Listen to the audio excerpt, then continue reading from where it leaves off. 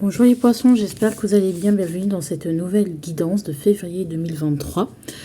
Alors, votre énergie à l'année est celle du 6 d'épée, votre énergie du mois est celui du roi de bâton.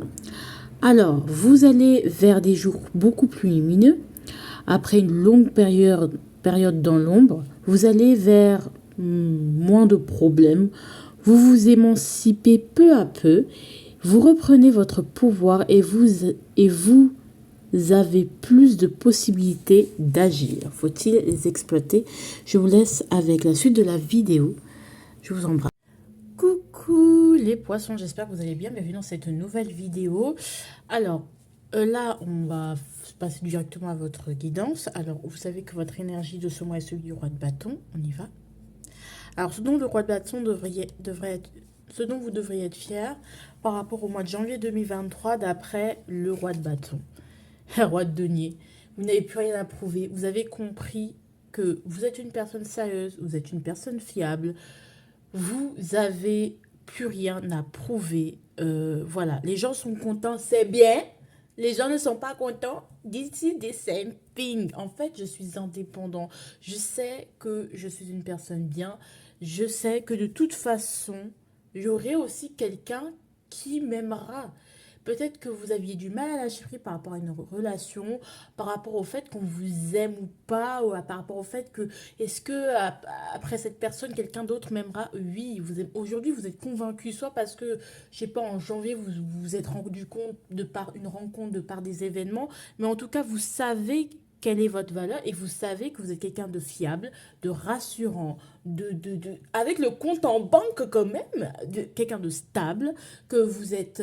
voilà, en fait, vous n'avez plus rien à prouver à personne. Et vous savez, et vous avez construit, vous avez fait ce qu'il fallait. Maintenant, on ne vous prend pas au sérieux, on ne veut pas vous entendre eux. C'est plus votre problème. Voilà. Au niveau, et aussi peut-être vous êtes, ouais, voilà. Et que peut-être il y a une réussite au niveau de votre entreprise si vous en avez une, ou voilà, quoi. Vous avez réussi quand même à monter votre entreprise ou à avoir les premiers résultats. L'avertissement par contre du roi de bâton. Tu ne te concentres pas assez sur les choses qui sont réellement nécessaires, qui sont sur lesquelles il faut vraiment mettre son énergie et vraiment mettre toute son énergie. Voilà. Il y a ce côté, j'ai pas réussi à pardonner. Il y a ce côté, j'ai besoin de garder le contrôle, de voir. Il y a un manque de lâcher prise, il y a un manque de sagesse en fait. Le roi d'épée, il y a même parfois de la froideur, mais parce qu'il y a encore de la rancune. On vous dit épuré. J'ai l'impression d'avoir l'énergie de la reine d'épée pour le coup, avec ce côté très rancunier, ce côté, toute façon, voilà, vous êtes devenu quelque part, parce qu'on ne vous a pas pris au sérieux, vous êtes devenu extrêmement froid.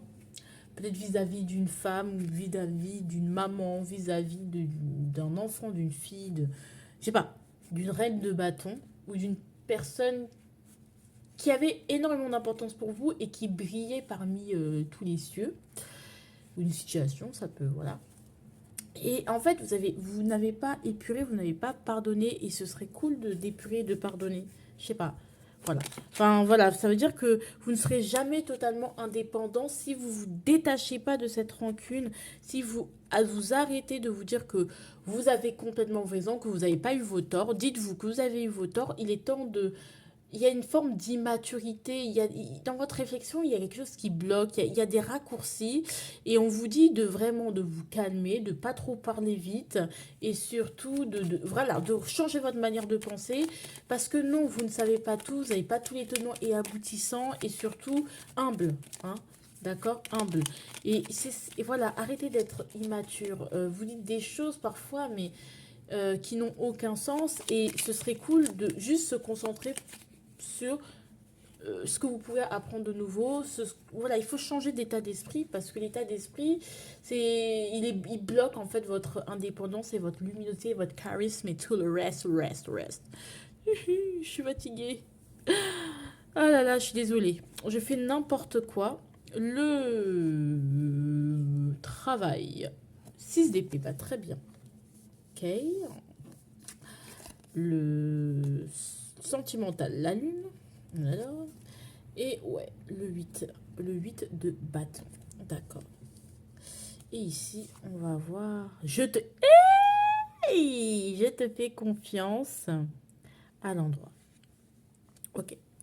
Alors, ce que je vois ici, c'est avec le 6 d'épée. Donc, 6 d'épée... Oh là là, attendez. Ce que je vois avec ce 6 d'épée là, c'est qu'on essaye de vraiment s'éloigner par rapport au travail. Je pense que vous éloignez des difficultés, où vous commencez, voilà, ça va mieux. Le pire, c'est comme si vous aviez traversé une tempête au niveau du travail, une période assez stressante, assez conflictuelle, où on se sentait, mais on se disait qu'on était nul, que jamais on allait, voilà. Je pense qu'il y a une petite victoire, où il y a quelque chose qui s'est manifesté, que vous avez fait comprendre que non, en fait, vous pourrez aller plus loin. Voilà. Et que vous vous éloignez petit à petit des difficultés. Peut-être que justement, vous déménagez, vous changez de travail, ou justement, vous vous éloignez du stress. Alors, ouais, vraiment, ouais. Vous vous laissez porter par la route fortune, parce que est-ce que vous savez que votre destin va toujours vous amener, certes, vous sortir de votre zone de confort, parce que vous avez du mal encore à sortir de ça, mais vous sentez que vous êtes appelé même peut-être ailleurs. Voilà, donc ça, vous êtes de moins en moins... Ça peut être aussi le fait le corps est ici et là-bas, mais votre esprit est là-bas. Et encore plus loin, vous êtes appelé à encore autre chose. Ça peut être, par exemple, à une nouvelle compétence pour ceux qui sont épanouis. Pour ceux qui ne sont pas trop épanouis, et tout simplement, voilà, même si c'est la merde au niveau de l'ambiance, des choses comme ça, et que c'est difficile au niveau du travail, vous savez, vous sentez que vous êtes appelé et que vous allez déménager, changer aussi, changer d'entreprise, hein. C'est vraiment ce truc de déménager. Ou si vous êtes, voilà, vous déménagez votre entreprise, vous déménagez votre activité, vous arrivez à la faire, je sais pas, vous êtes expatrié, vous êtes muté, c'est des choses comme ça, en fait, que je sens. Vous êtes appelé autre part, à agir sur d'autres fronts. Alors, je vais quand même compliqué. Voilà, merci. Ouais, je pense que c'est ça, c'est que vous êtes en train de vous libérer d'une emprise ou des addictions ou des excès euh, qui vous retiennent en fait, qui retiennent parce que là vous vous éloignez mais vous allez vers autre chose et qui vous, voilà, qui vous maintenent dans une forme de dépendance. Peut-être c'était un patron, peut-être c'était une personne en particulier dans votre travail ou une attitude. Vous-même en tant que personne, vous étiez dépendant peut-être au pouvoir, au fait d'être grand et du coup ça vous a un peu aveuglé et voilà, là vous avez peut-être moins d'argent, peut-être plus dans la galère, mais vous êtes appelé vers quelque chose de moins difficile, de moins, ou qui vous enchaîne moins, en fait, des choses qui vous enchaînent, en tout cas beaucoup moins. Vous êtes appelé vers ça.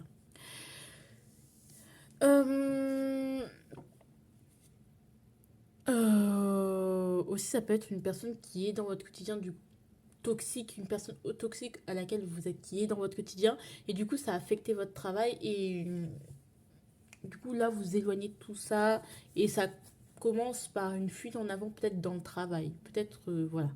Pour certains, ça va passer aussi comme ça. C'est-à-dire qu'on va, pour fuir cette personne-là, on va travailler beaucoup. Alors qu'il serait juste peut-être de s'éloigner tout court.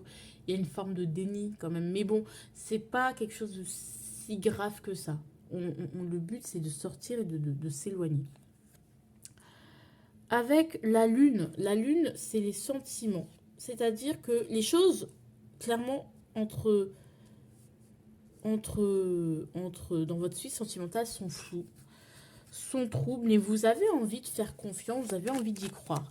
Alors, soit vous avez envie encore, même si c'est trouble, même si vraiment on ne sait pas, vraiment vous ne savez pas, c'est flou, c'est trouble, même s'il y a des sentiments profonds au fond de vous, c'est flou, tout ça, tout se mêle, il y a cette envie de fermer les yeux et de suivre son intuition.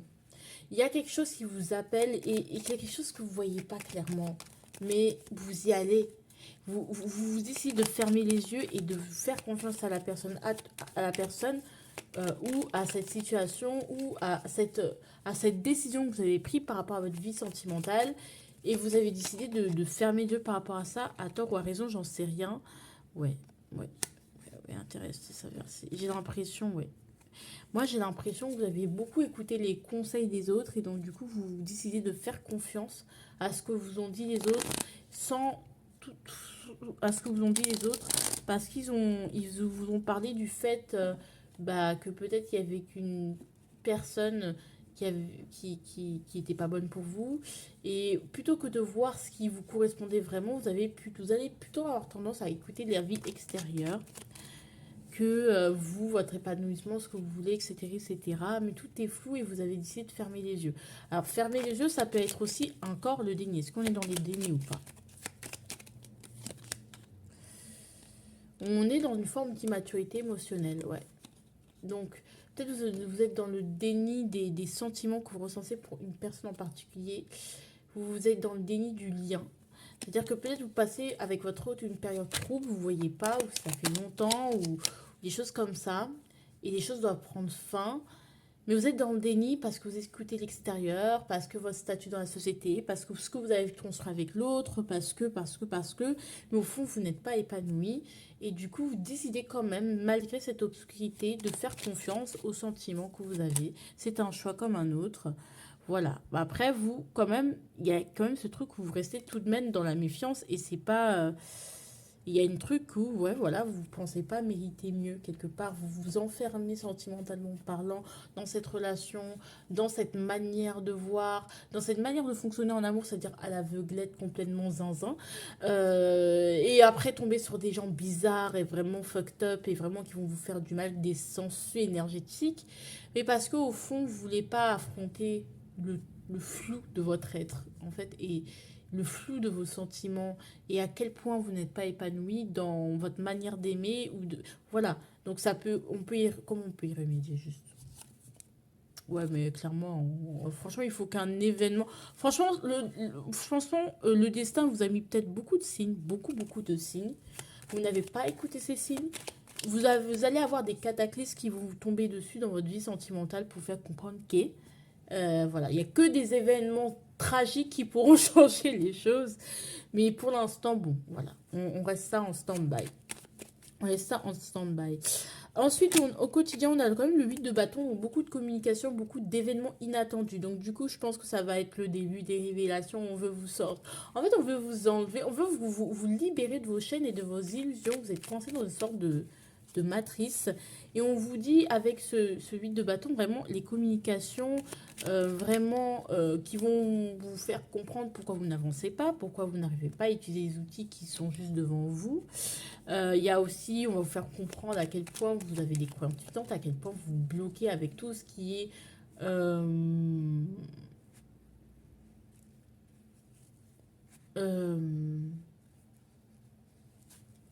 tout ce qui est bah, je sais pas, enfin, vous avez des charges mais qui ne sont pas à vous. Vous portez des fardeaux qui ne sont pas à vous. Vous faites des choses qui ne sont pas à vous, croyances limitantes. Vous faites des choses parce qu'elles doivent être bien faites, mais ça vous dessert. Hey, genre en mode, moi je sais tout. Soit vous écoutez un mentor, soit vous pensez tout savoir de vous et de ce qui est bien et de ce qui est mal. Mais il y a quelque chose que vous n'avez pas saisi encore par rapport à tout ce qui est bien et ce qui est mal. Ce qui est bien, c'est ce qui fait du bien. Ce qui est mal, c'est ce qui fait du mal. Voilà. Si ça vous fait du mal, malgré que le fait que tout le monde clame que c'est bien, et bien pour vous, il faut pas le faire parce que ça vous fait du mal. Vous vous faites, voilà, hein, à un moment donné, il faut crier. Crier. Bon, qu'est-ce que vous allez comprendre pour votre quotidien? Ouais, mais en fait, on va vous stabiliser, on va vous faire comprendre que soit vous êtes enfermé dans une pile second degré, ça va falloir vous stabiliser, parce que c'est pas possible. Et qu'à quel point vous croyez pas en vous. Waouh! Vous ne croyez absolument pas en vous. Donc voilà. Il peut y avoir des retours de bâton si vous avez été pas gentil. Allez, on tourne. Souviens-toi. Ouais, souviens-toi de quoi? De quoi? Moi, j'aurais de... Souviens-toi de toutes ces déceptions, de tous ces remords, de ce passé négatif qui te retient et comment ce passé t'a fait du mal. Et c'est encore par rapport à ce passé que tu agis. Are you sure? Moi, on vous conseille de vous isoler pour retrouver parce que on ne vous voit pas votre valeur, malheureusement. D'accord? On ne voit pas votre valeur, on ne voit pas ce que vous donnez et ça vous dessert. Il faut améliorer votre gestion aussi de votre argent parce que ça va de ce qu'on... Alors, votre énergie du mois, ça va être le 9 de denier. C'est super bien le 9 de denier. Enfin, en entrant dans ce mois, vous allez être dans l'énergie du 9 de denier. Je pense à moi, je pense à ma santé, je pense à mon bien-être, ce que je mets dans mon corps, ce qui sort de mon corps, comment je me nourris, que ce soit par l'esprit, que ce soit par l'alimentation. Je fais attention à moi, je fais attention à qui je suis, who I am. Oui, voilà, vous allez vraiment vous reposer, prendre soin de vous et de votre santé parce que vous pouvez avoir des problèmes de santé et vous dites non, là, il faut que je prenne soin de ma santé, il faut que je prenne soin de moi parce que là, rien ne va plus vers la fin. 5 de denier, ok. Vous allez perdre une maison ou une stabilité familiale. Votre maison, votre sécurité, vous allez perdre votre sécurité ou alors, je vais voir. Ou votre, ce qui vous permettait de tenir jusque-là. Donc, ça peut être comme une forme de dépendance à une substance. Voilà, vous allez perdre ça. Ouais, et vous allez devoir galérer. Vous allez un peu galérer parce que vous allez perdre, en fait, votre... il y a quelque chose qui va se terminer. Donc, en fait, c'est comme si on vous disait... Parce que tu dois laisser tu t'as trop laissé les choses s'accumuler, s'accumuler, s'accumuler. Maintenant, la seule chose pour que tu puisses t'en sortir au niveau de l'âme, au niveau pour pas que tu deviennes fou en fait, psychologiquement, va falloir que tu décides de perdre, de laisser ce fardeau tomber, mais en laissant ce fardeau tomber, tu dois perdre gros. Tu dois laisser perdre gros comme une maison, une sécurité, euh, une béquille affective, mais qui ne nous apportait rien. Vous allez perdre certaines choses. Oui, ce que je veux dire, en contrepartie, pour recevoir plus dans l'abondance. On veut que vous perdiez tout ce qui a pu avoir un rapport avec vos responsabilités qui vous ont finalement entravé vos croyances limitantes. Donc, si vous vous disiez, ce travail est hyper important parce que je dois nourrir ma famille, et bien, ce travail, il est possible que vous le laissiez tomber ou qu'il vous amène vers un burn-out ou qui vous rende fou vraiment et qui vous rendent malade psychologiquement au niveau d'un point de non-retour pour que vous compreniez que soit c'est ta santé, ta vie, ton âme, soit bah écoute, nique hein. Bah écoute, tu vois, soit tu perds ça. En fait, tu es obligé de perdre gros pour récupérer gros parce que tu as trop laissé. Si tu avais senti, je pense que tu as senti au niveau intuitif que c'était pas bon pour toi dès le début, t'aurais laissé, t'aurais pas eu tant de choses à perdre. Mais là, tu as tellement investi dans ce qui était nocif pour toi que tu es obligé de perdre en fait ce que tu as investi et d'abandonner et te dire je vais vers quelque chose. Et ça va vous faire mal. Ça peut être une famille, ça peut être une stabilité, une maison, votre sécurité affective. Ouais, ça peut être votre bonheur familial. Mais finalement, ça a soldé par c'est une putain de victoire. Parce que c'est que comme ça que vous pouvez aller vers quelque chose qui vous fait du bien, en fait. Et que vous devez garder vos valeurs. Vous devez rester fidèle à vous-même, en fait. On vous dit, rester fidèle à vous-même, c'est déjà par là que qu'on a. C'est la première sécurité qu'on a, c'est mes valeurs ne bougent pas, qui pleuve, qui mouille, qui eux. On peut évoluer, on peut réfléchir, on peut... voilà, mais mes valeurs profondes, même si j'évolue, même si je change d'avis, même si, voilà, mes valeurs profondes restent les mêmes et je me travestirai pas ou je ne les troquerai pas je ne troquerai pour rien au monde. Il y a un truc qui vous dit sur vos épaules, franchement, il faut changer quoi. Il y a un changement qui doit se faire. Et là, c'est le femme à l'envers. Allez, arrêtez. Bon, si ça, vraiment, on écoute au sens littéral, laissez tomber les femmes. Laisse tomber les filles, laisse tomber les filles. Un jour, c'est toi qui pleureras. Laisse tomber les filles, laisse tomber les filles. Un jour, c'est toi qui pleureras. Non, non, non. C'est ça. Ouais, l'amour à l'envers, on vous dit que franchement, tant que vous n'avez pas travaillé comme ça, vous ne connaîtrez pas de femme ou de personne assez sensible pour vous aimer pour ce que vous êtes, pour le cœur que vous êtes, pour la personne que vous avez. En fait, on vous dit, il faut vraiment, voilà, au niveau de l'amour, vous n'êtes pas avec quelqu'un qui vous aime profondément, ou s'il vous aime pas pour ce que vous êtes, mais soit ce que pour lui, ce qu'il projette sur vous, soit sur ce que vous lui apportez, soit par rapport au fait que vous avez exploité des choses ensemble, mais c'est plus cet amour où vraiment je t'aime pour ce que tu es. Tu vois, voilà, femme à l'envers.